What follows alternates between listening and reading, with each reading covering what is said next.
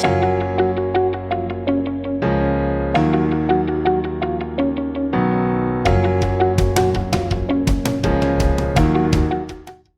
welcome to the April 2022 video edition of the Iowa General Fund Monthly Revenue Memo.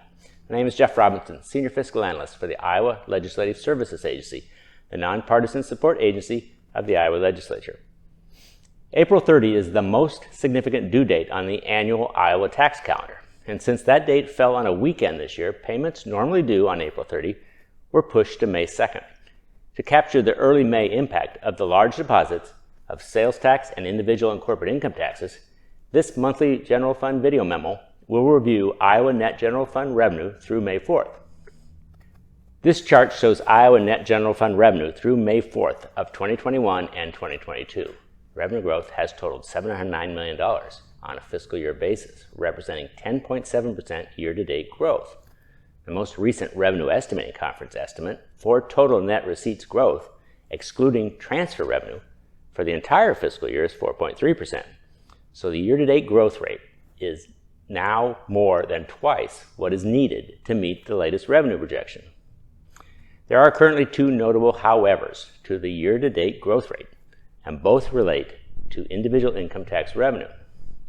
First, several times a year, individual income tax withholding deposits are temporarily boosted by what can be referred to as the 3 Friday effect. This notable calendar issue is caused by the fact that employers tend to process payrolls on Fridays. And each year there are several tax due dates that include 3 Fridays instead of the normal 2. And these 3 Fridays result in larger withholding deposits than normal due dates. The construction of the due date calendar results in these 3 Fridays occurring one due date earlier than the previous year, and this results in a temporary boost in withholding deposits. This graph shows the growth in income tax withholding deposits since July 1st, and the arrows indicate the unusual growth of about $25 million that came from the April 25th due date. It is expected that the May 10th due date will be negatively impacted by a similar amount as the 3 Friday effect unwinds. A second and larger issue involves the due date and deposit of payments made with individual income tax returns. Iowa's normal return due date for the previous tax year is April 30. However, for each of the past 2 years, the due date was moved significantly. 2 years ago, the due date was moved to July, and last year it was moved to June 1st. With a return to the normal due date this year, payments deposited around the normal due date appear as a significant revenue increase when compared to the past 2 years, while in reality, it is just a return to normal procedures. This graph shows payments with tax return totals for April 29th through May 4th, and the total this year is about $100 million higher than last year's total.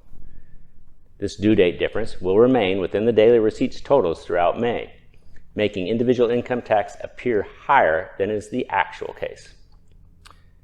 In summary, net revenue on a fiscal year basis and excluding transfer revenue through May 4th is up 10.7%, and that rate of growth is well above the current revenue estimate for the entire fiscal year.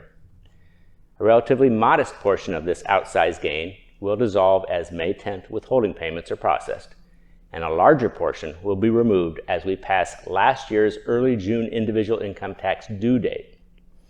However, it does appear at this point that even after adjusting for these two future negative revenue factors, the amount of growth realized this year is in excess of current revenue projections. Tax processing and refund issuance for all timely filed tax year 2021 tax returns should be completed in the next 2 weeks, and that will remove a major source of uncertainty. Goodbye, thank you, and please check out the next monthly video memo in early June.